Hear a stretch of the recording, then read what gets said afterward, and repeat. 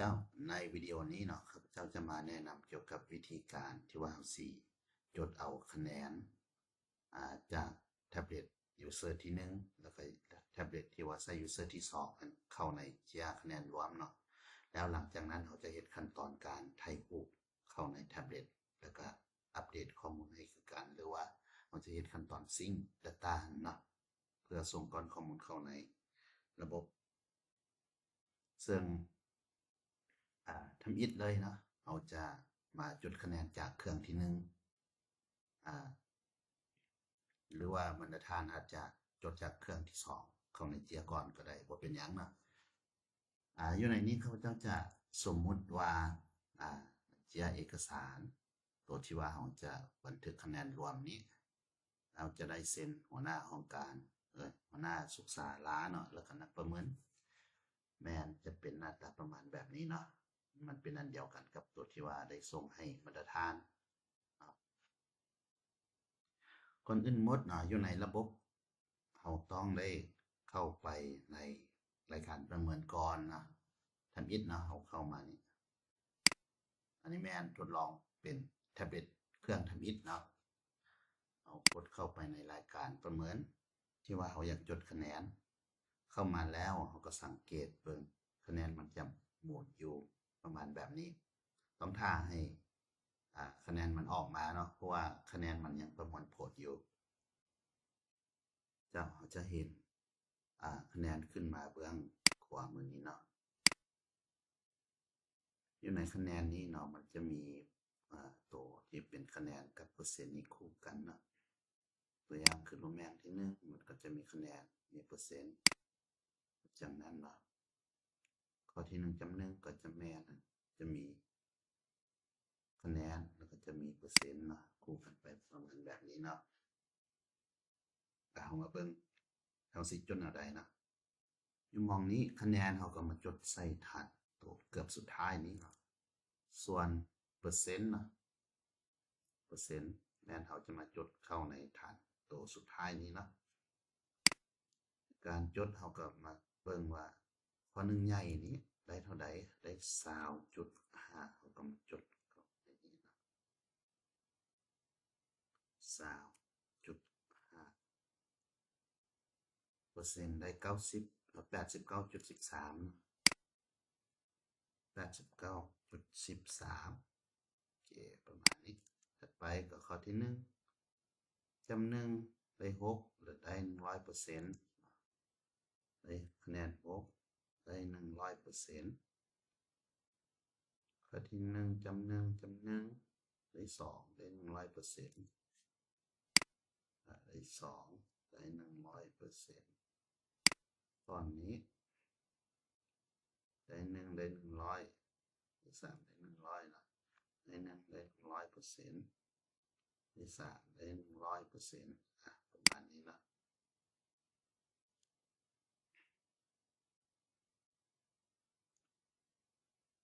ถัดมาเนาะก็จะแม่นข้อ10ข้อ1.2นะมาเบิ่งอยู่ในนี้1.2ได้ 14.5 4.5% 85.29 85.29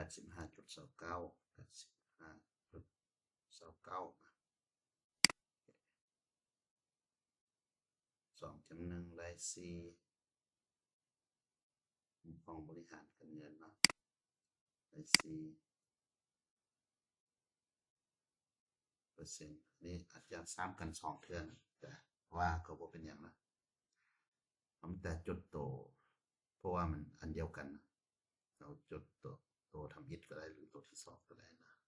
ใส่4แล้ว 100% 100%นะ2.2ได้500%ได้5ได้ 100%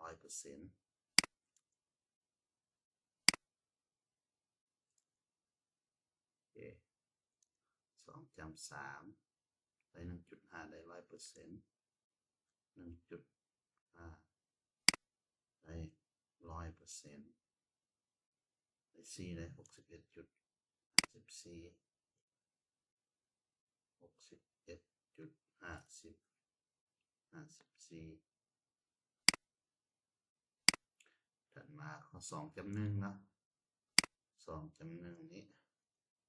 รูปแมง2นี่เขาจะบ่มีอยู่ในระบบเนาะมันจะบ่มีบอร์ดที่ว่าเอากายมาใส่เราต้องได้ไล่ด้วยมือเดี๋ยวจังหวะข้าพเจ้าจดคะแนนเข้าไปเหมือนก่อนจะแนะนำวิธีไล่2.1ได้ 3.5 ได้ 17.78 2.1นี่เนาะ3.5 17.78 2.1.2 100%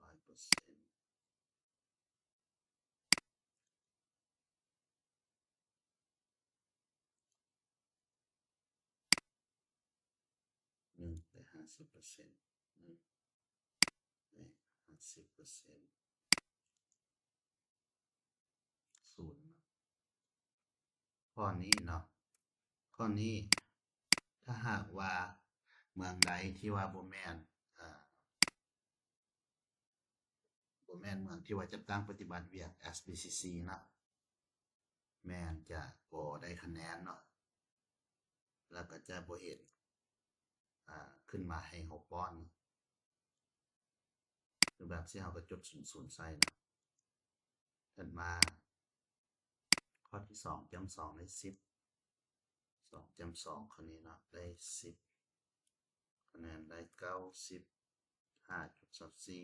5.24ความสะอาด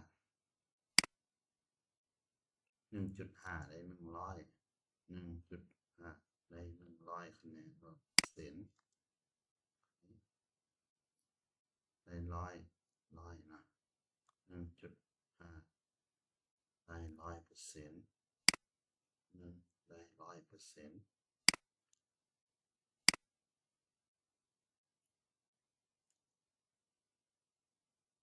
วิทัยวิทัยได้1ได้ 100% ได้ 100% 0.5 100% โอเคถัดมา2.6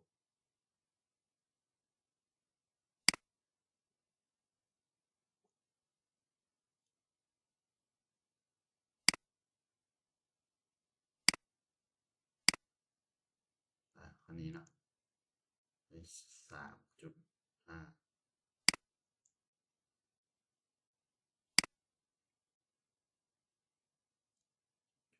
3.5 ได้ 87.5 87.5ได้ 100% รวมแม่น3บัดนี้รวมแม่น3รวมแม่น3เนาะข้อที่2.3เนาะ2.3 2.3จะบ่มีอยู่ในนี้เนาะ2.3จะแม่นอยู่เครื่องที่2อยู่แท็บเล็ตตัว user ที่2บัดนี้แต่ว่าเฮาสิจดตัว user ที่1เข้าให้หมดก่อนถึงไปจดตัวที่2เข้ามาเนาะหลังจากข้อ 2.2.7 แล้วเฮาก็มาเบิ่งข้อ 2.4 คือแล้วข้อนี้แล้วมาเบิ่งข้อนี้เลย 2.4 นี่ได้คะแนนเท่าใด 2.4 นี่ได้7เนาะได้7%เต็มแม่น 63.64 นี่ก็ได้7คือกันเนาะเพราะว่ามันจะรวม3ฐานอยู่ในนี้63.64ทีนี้โรแมนที่3ภาคที่3นี่เนาะจะได้ 1.7 1.7 ได้ 17%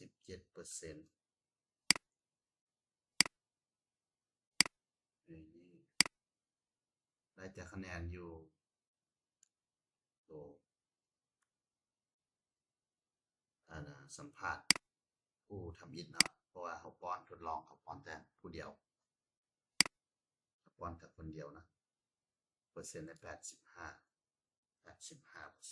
โอเคได้แบบนี้แล้วเนาะทีนี้เราก็ไปจดคะแนนจากเครื่องที่2มาเนาะอันนี้เครื่องที่1เขาจดเข้ามาหมดแล้วทีนี้เราก็เข้ามาที่เครื่องที่2นะสังเกตมองนี้จะเป็นแรม2ในเครื่องที่2แล้วเราก็เข้าไปที่สุขศาลาหลักแสนเนาะในรายการการประเมินของสุขศาลาตัวที่เราจะจดเข้าไปเอามาเบิ่งทักษะตัวที่1เนาะสถานการณ์จำลองตัวที่1ได้10คะแนนเฉลี่ยได้100แล้วก็มาจดเข้า10 100เนาะได้ 6.5 ได้ 65% 6.5 ได้ 65%ทีนี้ตัวที่3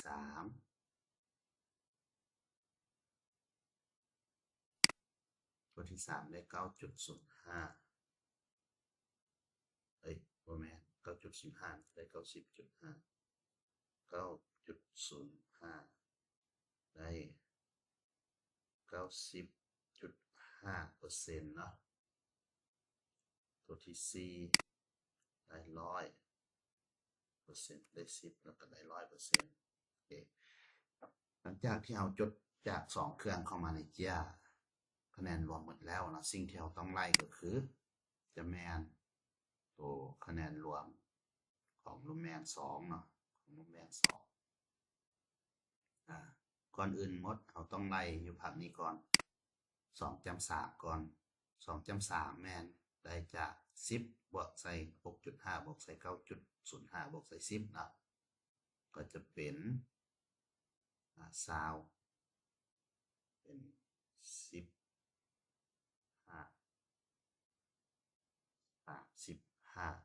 15.55นั่นบ่จะไล่ก่อนเนาะ10บวก10บวก 6.5 บวก 9.05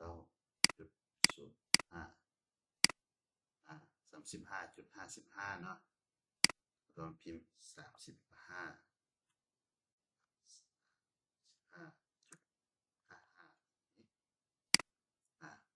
ทีนี้เปอร์เซ็นต์เนาะเปอร์เซ็นต์เขาสิไล่เนาะได้เปอร์เซ็นต์ก็คือเอาทั้งหมดนี้มาบวกกันหารร้อยเนาะเอาสิไล่เปอร์เซ็นต์ได้นะได้ไล่แบบนี้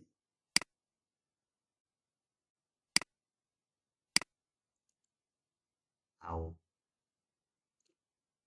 คะแนนเต็มแม่น40เนาะคะแนนเต็มแม่น40ในภาคนี้แล้ว 100% ได้ 100% เนาะแล้วถ้าหากว่า33 35.5 35.55จะเท่ากับเท่าไรเปอร์เซ็นต์เนาะเราก็เอาตัวนี้คูณเอาคะแนนตัวที่ได้คูณใส่100แล้วมาหารใส่40เราก็ได้เปอร์เซ็นต์ได้ 88% 88.87หรือว่า88.87เนาะโอเคประมาณนี้อันนี้แม่นเปอร์เซ็นต์เนาะทีนี้ลบแม่น2อันนี้แม่นจุดที่1เนาะจุดที่1ที่ว่าเราต้องได้บวกด้วยมือจะเอาใหม่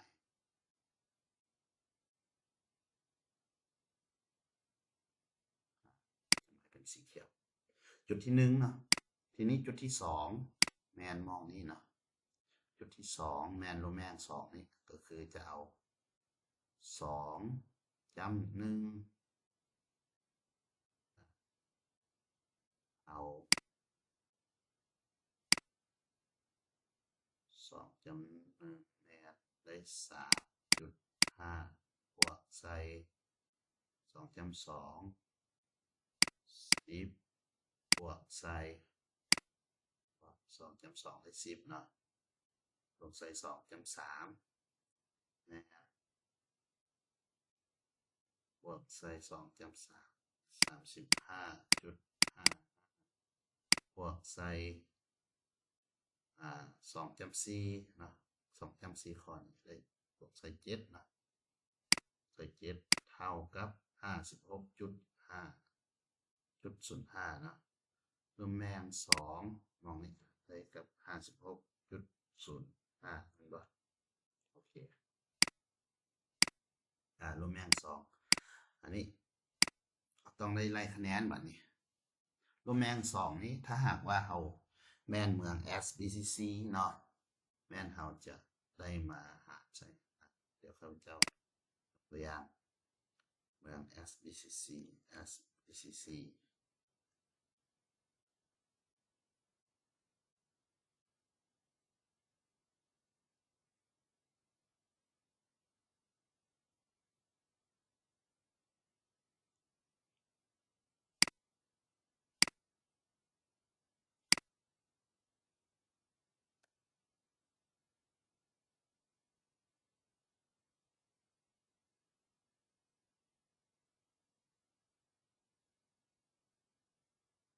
โอเค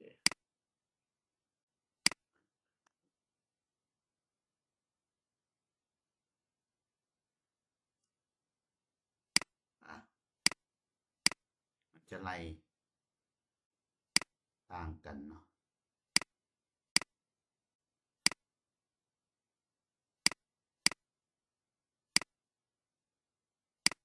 เมืองที่ว่ามี SBCC จะได้คะแนนรวมจะมีคะแนนรวมมาเนาะแม่นตามนี้เนาะ106 เมืองที่บ่แม่น SBCC จะได้101คะแนนเนาะสมมุติว่าเฮาบ่แม่นเมือง SBCC คือเขาเจ้ายกตัวอย่างในการป้อนข้อมูลตัวนี้เนาะเวลาเฮาเอามาหารนี้มองนี่ได้อยู่มองนี้เวลาเอามาหารเนาะต้องแม่นเอา10เอาบ่แม่นมองนี้เนาะต้องแม่นเอาคะแนนที่เฮามีนี้มาคูณให้100หารใส่73ลบ5ถ้าหากว่าเฮาบ่แม่นเมือง SBCC นะเพราะว่าภาคนี้มันจะมี SBCC อยู่ในนี้เด้แต่ลบภาคนี้ออกลบภาคนี้ออกลบ5นี้ออกสมมติว่าเฮาบ่แม่นเมือง SBCC นะข้อที่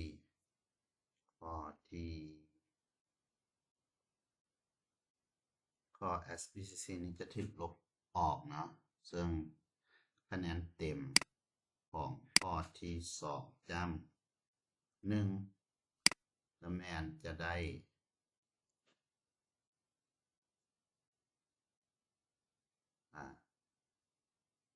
อันนี้ระบบไล่ให้เขานะระบบไล่เขาถ้าหากเขาบ่แม่น SBCC มันจะลบออกภาคตัวนี้ออโต้ให้เขาเลยเนาะแต่ว่าเราต้องมาไล่โดยมือบ่แม่นข้อ2.1เนาะข้อ2นะโรแมน2โรแมน2เราต้องเอา73นี้ลบ5 73ลบ5เท่ากับ68นะโอเคเท่ากับ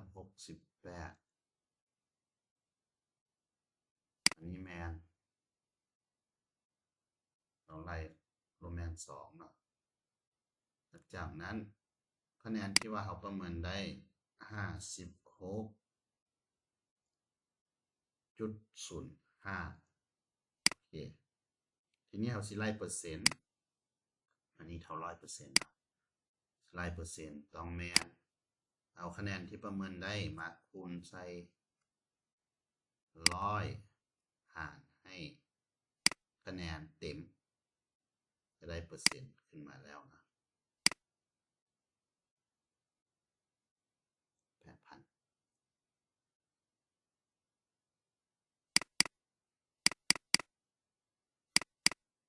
โอเคประมาณนี้นะ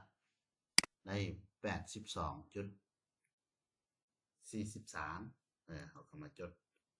82.43 เข้าใส่นี้นะอันนี้เปอร์เซ็นต์เขาก็จะได้ประมาณแบบนี้ สมมุติว่าเป็นเมืองเป็นเมืองที่ว่าจะตั้งปฏิบัติเวียก SDCC เด้เนาะเราสิเฮ็ดอะไรสมมุติว่าก็ลมแมง2คือกันลมแมง2คะแนนเต็มของลมแมง2ก็จะแม่น77นะหรือ73นะเราก็จะได้ตัวที่เราประเมินได้นี้แม่น56.05 เนาะอันนี้คะแนนเต็มจะได้ 100% เราก็จะได้ตัวคะแนนเต็มคะแนนที่ว่าประเมินได้คูณให้100นี่คูณให้100หารให้73ปึ๊บถ้าหากว่า SBCC เมือง SDCC นะเราก็จะได้ 76.78% ประมาณนี้นะส่วนเมืองที่ว่าบ่แม่น SBCC ก็จะได้82อันนี้เราลบ5ออกเด้เนาะแต่อันนี้บ่ได้ลบ5โอเคหลังจากที่เราได้เปอร์เซ็นต์ตัวนี้แล้วเราก็มาไล่ตัวคะแนนรวมทั้งหมดบัดนี้คะแนนรวมทั้งหมดจะได้จากลมแมง2บวกลมแมงลมแมง1นะลมแมง1นี้บวกลมแมง2แล้วก็บวกลมแมง3โอเคมาบวกเลย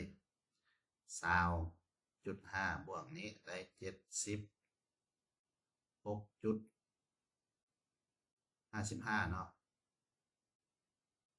76.55มาบวกใส่ 1.7 77.78.1บ่ได้บวกด้วยมือเพื่อความมั่นใจบวกในคอมพิวเตอร์เนาะเพื่อความมั่นใจ20.5บวกใส่ 56.05บวกใส่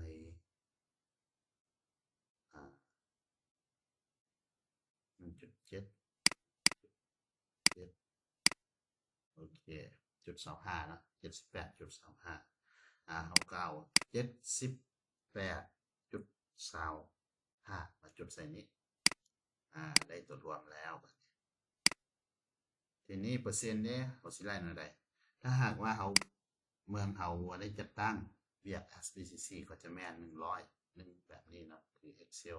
เดี๋ยวว่าเขาจะจดมานี่เนาะโอเค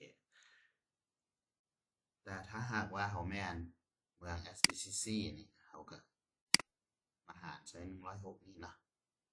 เวลาเขาไล่เปอร์เซ็นต์101นี้ถ้าหากเขาเทียบคะแนนตัวนี้เนาะใส่กับ101นี้เขาจะได้เปอร์เซ็นต์แม่นเท่าใดไล่เบิ่ง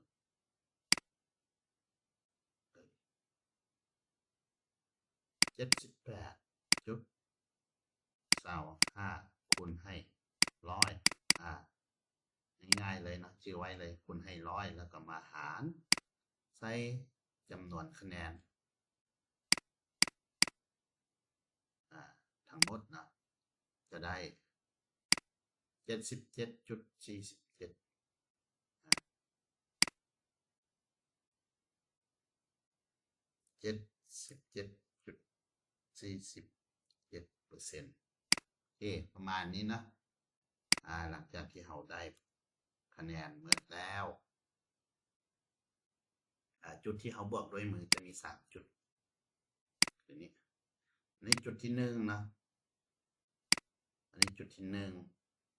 อันนี้จุดที่2 จุดที่3ลืมหมายจุดที่3อยู่รูแมง2โอเคจุดที่1เริ่มต้นแต่นี่เนาะเริ่มต้นแต่ข้อที่2เต็ม3แล้วก็ต้องได้มาบวกกันให้เป็นให้ออกรูแมง1ก่อนแล้วจึงค่อยเอา3รูแมงมาบวกกันจนเป็นตัวรวมแล้วก็คิดรายเปอร์เซ็นต์ตามที่เราแนะนำให้เนาะก็จะมีประมาณซ้ำนี้หลังจากนี้เราก็มาทายเอารูปตัวนี้เข้าไปในการทายแมนเราต้องไปทายอยู่แท็บเล็ตเครื่องที่1เนาะโอเคอันนี้แมนแท็บเล็ตเครื่องที่1แล้วโปรแกรม1เนาะแล้วก็มาทายอยู่เครื่องที่1เขาเข้าไปที่เขาเข้ามาที่การประเมินตัวที่ว่าเขาต้องการถ่ายรูปเนาะแล้วก็เลื่อนลงไปข้อสุดท้ายส่งข้อมูลหมายความว่าส่งข้อมูลเอกสารตัวที่ว่าเป็นคะแนนรวมให้เนาะก็มากดสมัยบวกกด Enter Event เนาะแล้วเลือกสุขศาลากดสำเร็จโอเคเขาจะเห็นหน้าตาขึ้นมาประมาณแบบนี้เนาะเราต้องมา add location ก่อนในขั้นตอนการป้อนข้อมูลจนฮอดขั้นตอนเอารูปเข้านี่ก็คือบ่ได้ใช้เน็ตเนาะเราสามารถประเมินป้อนข้อมูลอยู่สุขศาลาให้ครบแล้วก็มา add location เพิ่มที่ตั้งนี้อยู่สุขศาลาได้เลยแล้วก็เอารูปเข้าเนาะก็ใส่ add location เขาก็กด allow รอบนี้มันจะออกมาแบบนี้เนาะครั้งแรกเราต้องได้มาเลือกกดใส่ให้มันเป็นที่ตั้งประมาณเป็นเข็มมุดประมาณแบบนี้แล้วเราก็กดสำเร็จนะมันบ่ถึกกระยานี่ในรอบแรกนะก็คือมันจะได้ทิศทางแบบนี้แต่ว่ามันอาจจะยังบ่ถึกเราต้องได้กดจูบไปต้องได้ลบที่ตั้งตัวนี้ออกก่อนเนาะเราต้องมากดใส่ไหมเครื่องหมายคูณนี้ลบที่ตั้งออกโอเคแล้วเราเข้าไปใหม่ทีนี้มันจะซูมเข้าไปบอนที่เราอยู่แล้วนะบอนที่เราอยู่เดี๋ยวถ้ามันโดดก่อนเราก็จะเห็นขึ้นมาในแมปประมาณแบบนี้เนาะอยู่ในนี้ข้าพเจ้าใช้อยู่ในคอมเนาะแล้วมันจะมีตัวขอบดำๆก็บ่เป็นหยังนะสมมุติว่าพื้นที่มันบ่ถึกที่ตั้งมันบ่ถึกนะเราอยากเลื่อนจากซ้ายมือขวามือหรือว่าขึ้นเทิร์นก็ได้เรามีแต่มาเอานิ้วมาจี้ใส่แมปประมาณแบบนี้แล้วก็เลื่อนแล้วมันจะมีจุดดำๆน้อยๆนี่เนาะจุดนี้เนาะเราก็มาวางให้มันถึกตำแหน่งสมมุติว่ามันบ่ถึกตำแหน่งเนาะสมมุติว่ามาจับตึกนี้ที่จริงมันต้องแม่นตึกนี้นี่นะเราก็จับแล้วมาวางไว้ตึกนี้ประมาณนี้แล้วเราก็กดสำเร็จนะโอเคประมาณนี้เนาะแล้วเราก็จะได้ที่ตั้งจากนั้นเราก็ไปเอารูปเข้าเนาะแล้วเราก็สิเอารูปเข้าเราก็มากดใส่มองนี้เนาะเพิ่มรูปภาพกดใส่ปึ๊บแล้วเราจะไปเลือกอยู่บ่นั้นข้างรูปหรือแกลเลอรี่ที่ว่าเราได้ถ่ายรูปไว้ในตัวเครื่องเราแล้วเนาะหลังจากเราเข้ามาแล้วก็เห็นรูปแบบนี้มาติ๊กใส่เลือกใส่รูปติ๊กใส่รูปรอบนึงหลังจากนั้นเราก็เห็นรูปค้างอยู่ในมองอัปโหลดรูปนี้นะท่านจะกดสำเร็จใส่เลยนะสังเกตเบิ่งว่าเราได้เอาเข้าแล้วเนาะข้อนี้มันจะมีวันที่ขึ้นมาแล้วอันนี้เขาได้เอาเข้าเรียบร้อยแล้วหลังจากนั้นเขามีแต่จากระบบบ่แม่นออกจากระบบเนาะออกจากหน้าประเมินมาหน้าหลักแบบนี้แล้วก็กดใส่ตั้งค่าแล้วก็กดใส่อัปเดตข้อมูลให้คือกันเครื่องที่1ก็ต้องได้เฮ็ดอยู่เครื่องที่2ก็ต้องได้เฮ็ดเช่นกันเนาะกดอัปเดตปึ๊บหมายความว่ามันจะส่งก้อนข้อมูลนี้เข้าระบบ DHIS2 เนาะตัวระบบรวมกันเราสิรู้แนวใดว่ามันผ่านหรือบ่ผ่านเนาะเอามาเบิ่งถ้าผ่านมันจะมีหม่องสำเร็จแล้วก็ มีวันที่สำเร็จมาเนาะถ้าหากว่าบ่สำเร็จมันจะออกหนังสือสีแดงนี้เราต้องได้ไปแก้อยู่ในอิงตามคู่มือเนาะอยู่ในคู่มือนี้มันจะมีประมาณแบบนี้เดี๋ยวเราเปิดให้เราต้องได้มาเบิ่งอยู่ในคู่มือถ้าหากว่ามันมีสีแดงเวลาเราซิ่งข้อมูลหรือว่าอัปเดตข้อมูลหั่นเนาะจะอยู่ในข้อที่8นี่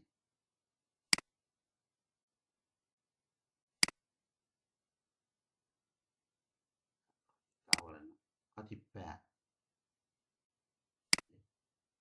8นี้นะเดี๋ยวข้อที่8จำหนึ่งในกรณีข้อที่8จำหนึ่งนะเราจะเฮ็ดการซิงข้อมูลหลังจากที่ว่าเราเห็นวันที่มานี้นะจะแม่นซิงสำเร็จแต่ถ้าหากว่าเป็นสีแดงแบบนี้เขาต้องแก้เอาใดนะมันจะมีข้อที่8จำหนึ่งเข้าไปตามลำดับแล้วเข้ามาเบิ่งว่าวันที่มันซ้ำกันก็ลบวันที่ตัวนึงออกเนาะแล้วกรณีที่2ก็คือบ่แม่นเนาะกรณีที่1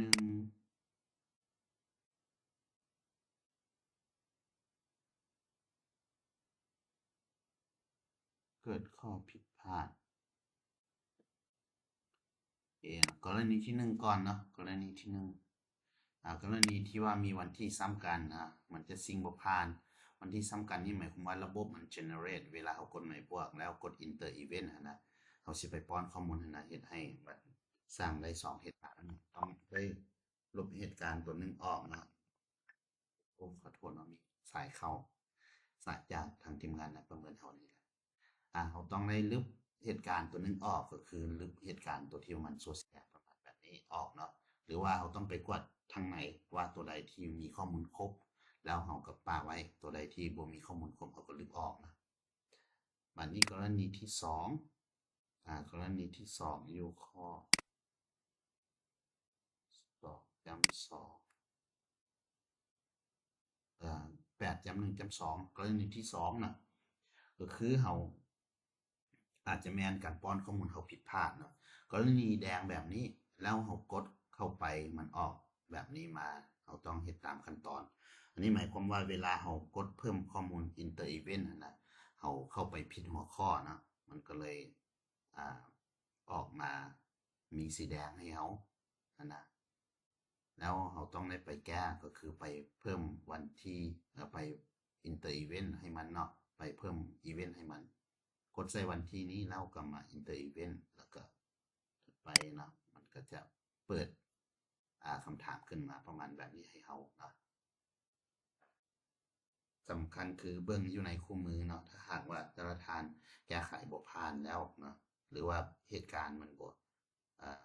คนละรูปแบบกันมันบ่มีอยู่ในคู่มือหั่นนะสามารถบ่ผ่านหาข้าพเจ้าตึงก็ได้เนาะโอเคสำหรับการเอารูปเข้าแล้วก็การจดคะแนนก็ถือว่าสำเร็จเพียงเท่านี้เนาะขอขอบใจ